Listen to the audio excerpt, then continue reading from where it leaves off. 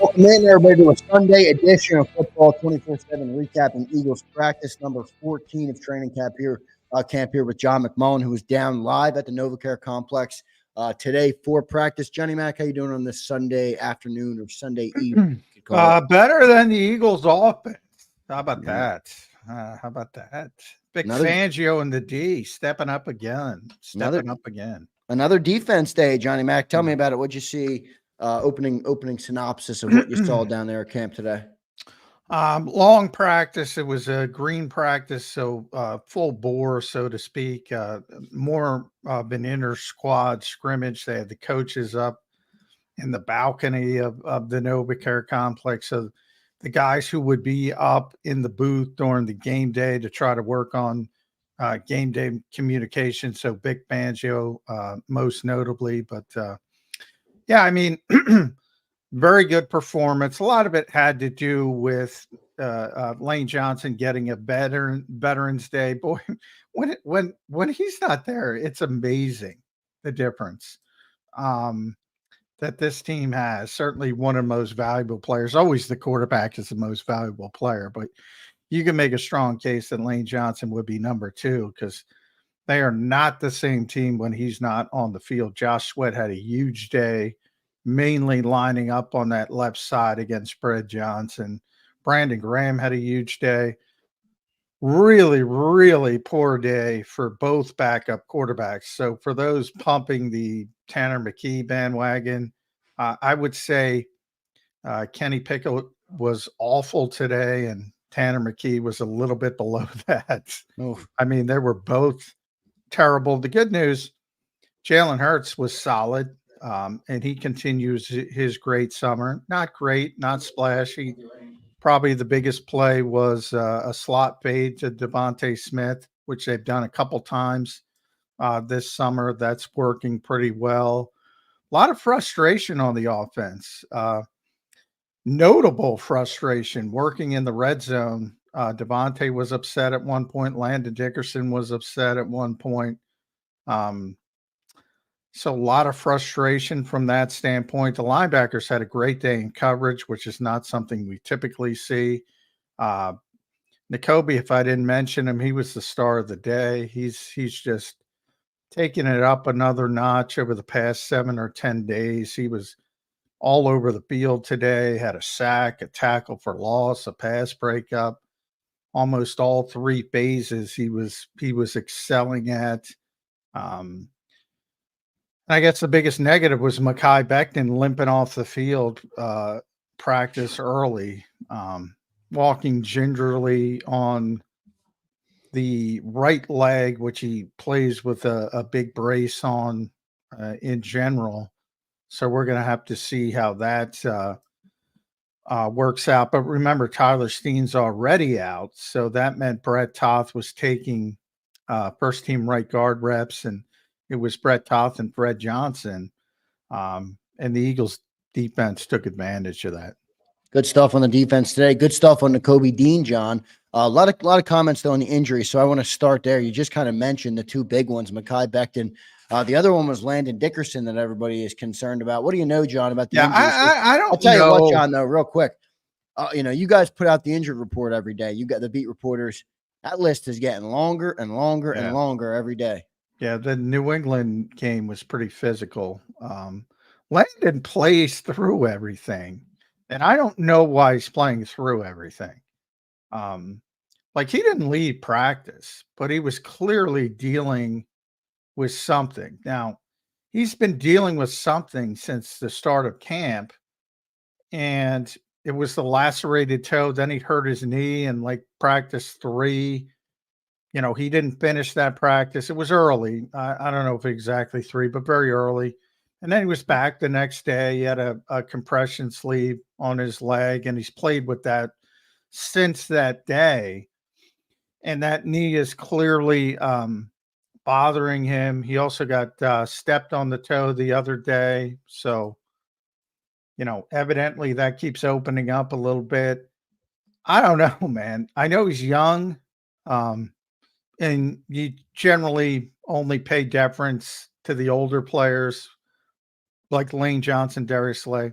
Brandon Graham won't even let you take him off the field, so he's a little bit different. But like they don't need Landon Dickerson out there on August. What are we, 18th? 18th. Yep. I'm starting to say what come on. As Vic calls them, the people downstairs dismissively, they might just want to sit him out and say, just heal up. Because the worst thing you want to do is create multiple injuries on the offensive line. Because I mean, they are not the same team as I mentioned with Lane. And Lane was a pure Veterans Day, no issues. But they're not the same team. They need specifically the big four, and I include Cam Jurgens in that group. They need those guys out there to go where they want to go. And if that means sitting them in practice, sit them in practice. Yeah, and we talk about what it would mean if this team lost a receiver. You lose some of that offensive line, as you just point out. That would be the biggest way to dismantle this offense, I think, would be losing Lane Johnson and another one of the key guys on that line. So we'll continue to monitor that. John, let's get into the practice real quick today. Hopefully everybody is okay on the injury front. What did you see from the offense today? We'll start on offense. Yesterday we started defense. Sounds like it was another defense day, which is a good thing. But let's start offense. What did you see on offense today? That Jalen was fine. As I said, there were a couple big plays. The slot fade to Devontae. Devontae also pulled out sort of one of those Allen Iverson crossover moves in the middle of the field that got Quinyon Mitchell. AJ's always difficult to stop. Although in the red zone, Slay had a couple nice reps on AJ. They tried to fade in a corner route. He had tight coverage on both that made the throws really difficult. Jalen was solid, but the backups were really poor today. And part of that has to do with the backup offensive line because, you're elevating Toth and Fred Johnson to the first team, and that means you're elevating guys from the third team to the second team, and the reps get muddy and ugly. And neither of those guys performed well. Tanner had 2 interceptions, including a pick six that went over 90 yards. I had it at 95.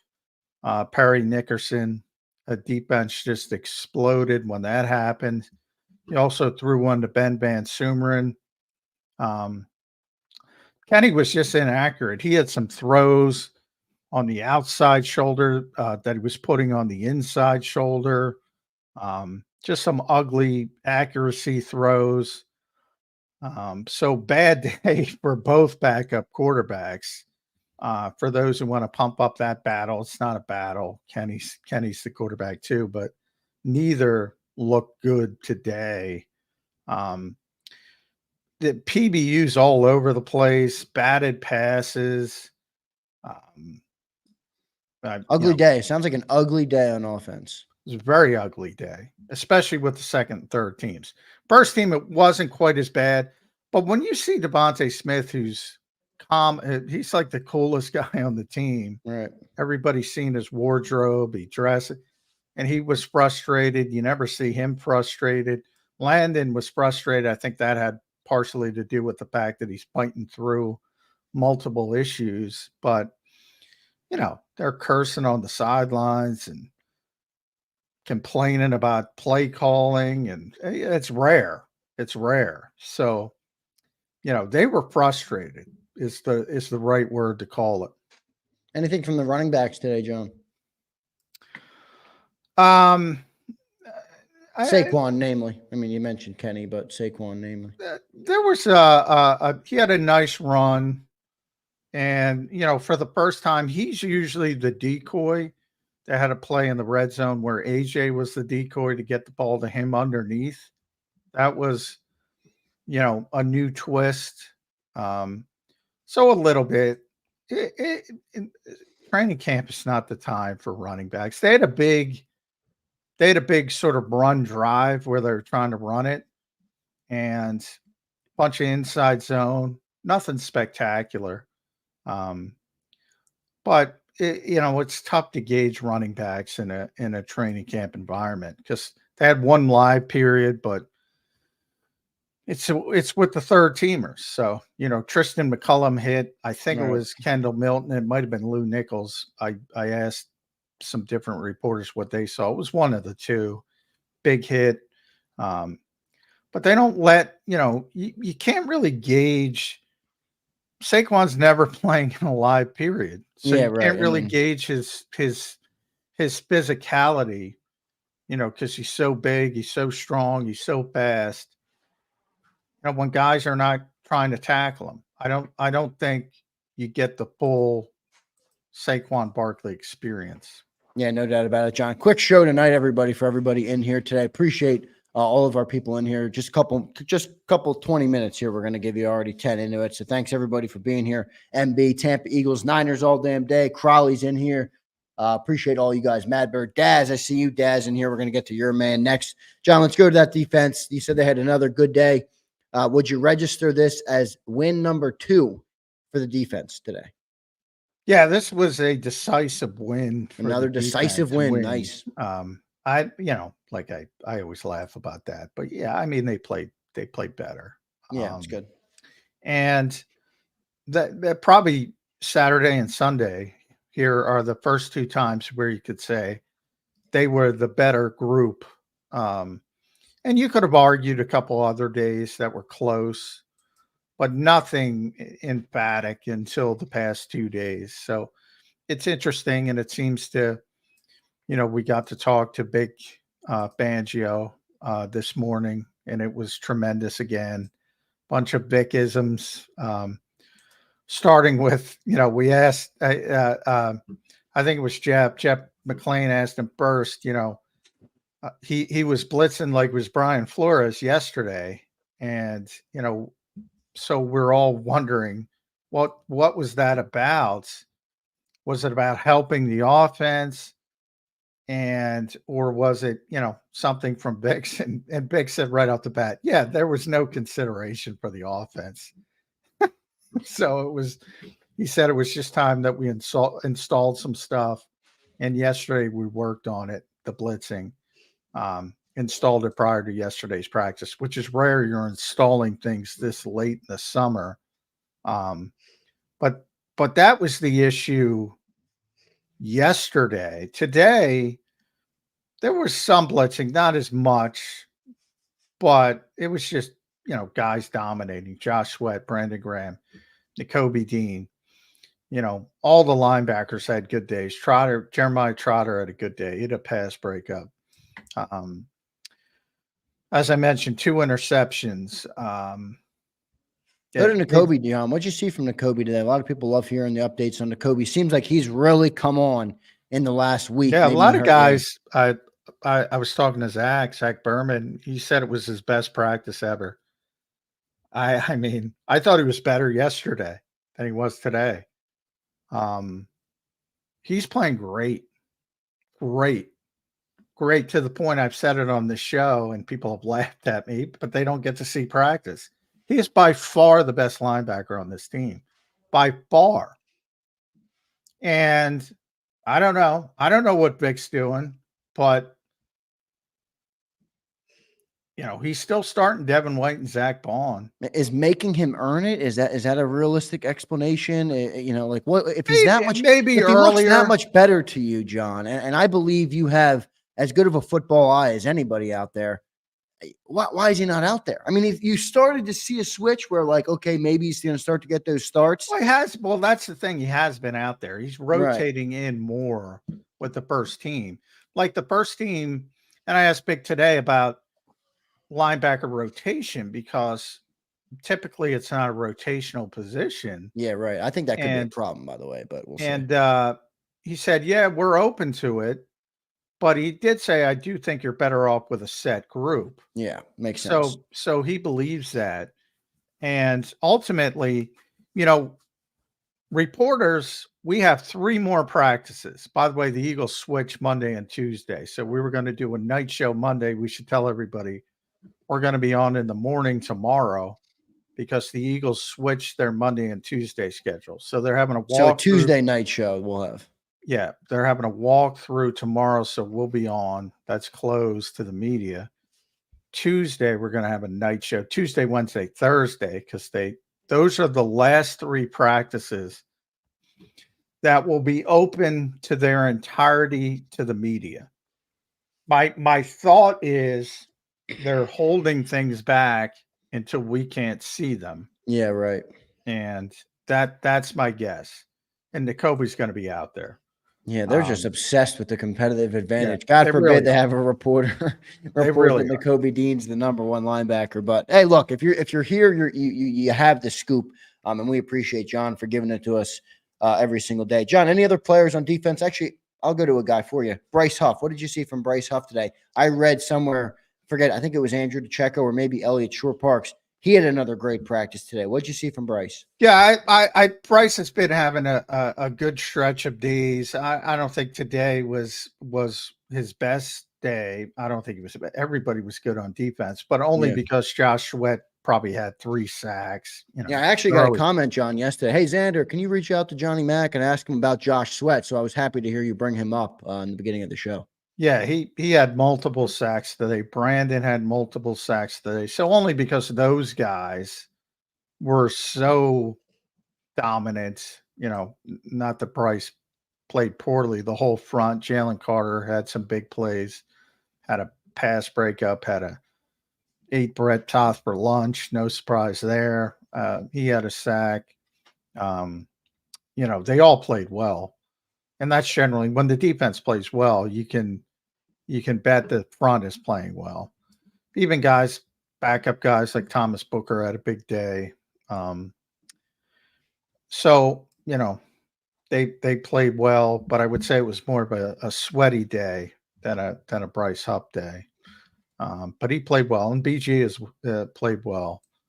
And Nakobe played the best of anyone, I would say. The entire defense. I mean, he was all over the field. He even had a pass breakup on Devontae Smith. He's feeling it then. Yeah, no doubt about it. John, anybody else on defense? And then we'll close with just, what the schedule is for the week. And then also Brian Fleming brings up your question to Vic Fangio. So we'll hit on that real quick before we get out of here. But any other guy on defense today that stood out to you? I know it was a good defensive day, so that's a positive thing. But any other player that made an impact or that stood out today? Well, Perry Nickerson.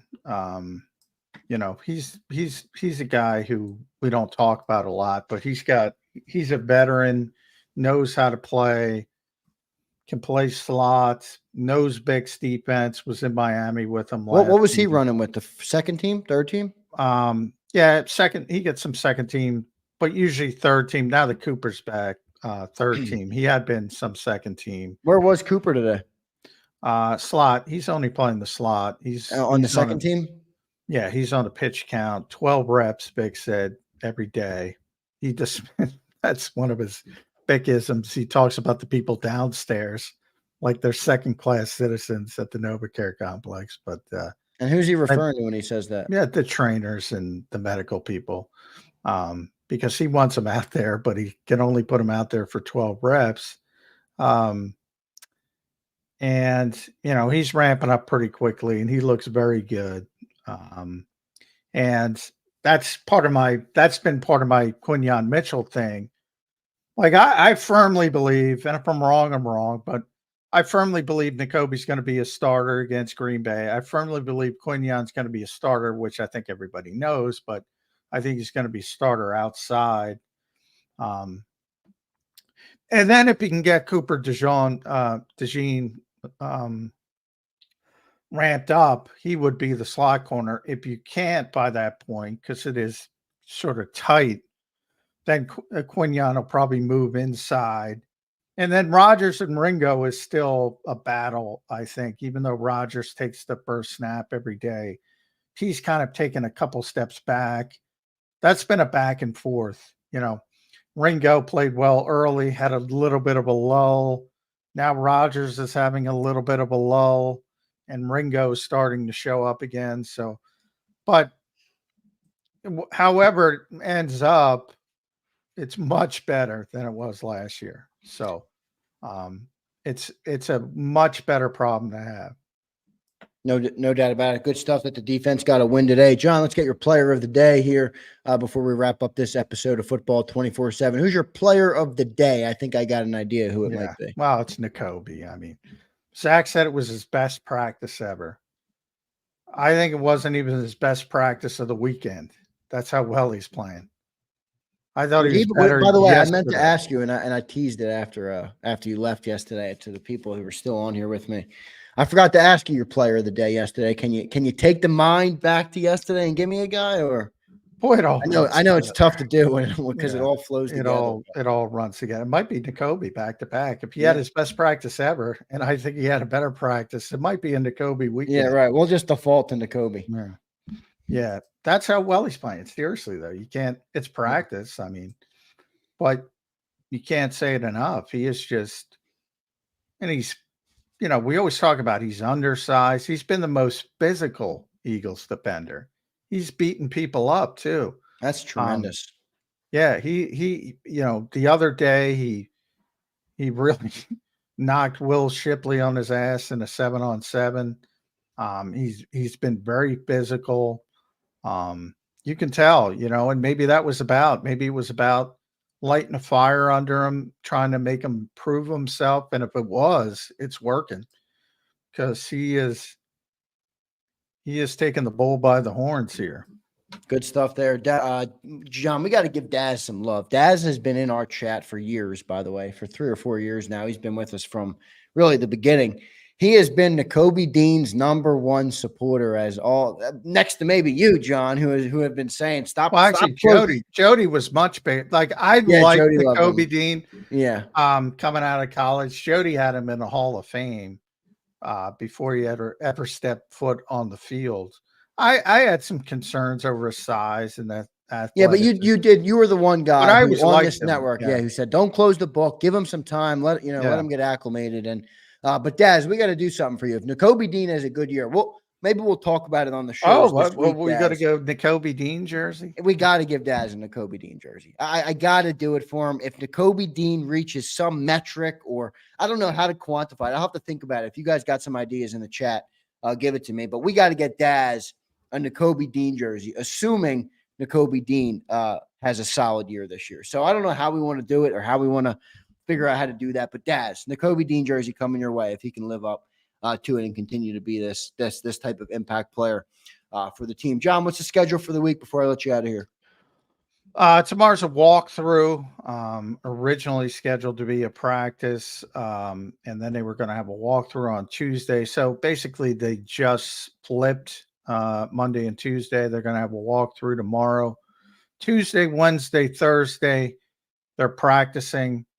And those will be the final 3 practices of training camp, so to speak.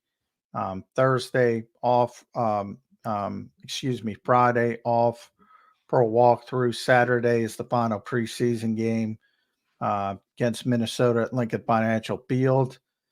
And then Sunday, Monday, nothing, and Tuesday's cut down day. So the Eagles aren't going to it seems they're not going to make guys practice before the cut down, which is probably a good thing. You don't want guys, who are going to be cut to have to go through that. But so, yeah, we're getting close to the cut to 53, final 3 practices, which are always that last one, Thursday's practice. That'll be the last one that reporters get to see for the entire year, the full practice. We get to watch individuals and things first 15, 20 minutes of practice, but we don't get to watch team drills. So that's always a disappointing day for us, but you try to get as much information as you can when you can, and we're getting close to the end. Johnny Mac, good stuff today, man. Good recap on the 2 training camp practices this weekend. Good to hear. I think it's a positive thing that the defense got 2 wins, but we'll monitor how it goes all week long, and we'll talk to you tomorrow morning, John, on Birds 365. Good stuff today, man. We appreciate it. All right. Thanks, everybody, for listening. All right, everybody. Appreciate you all for being here. I see everybody in the chat, Crowley, Kevin, Jack, Steve, Daz. Appreciate all you guys. Hit that like button on your way out. We will catch you in the morning on Birds 365. See you next time, everybody.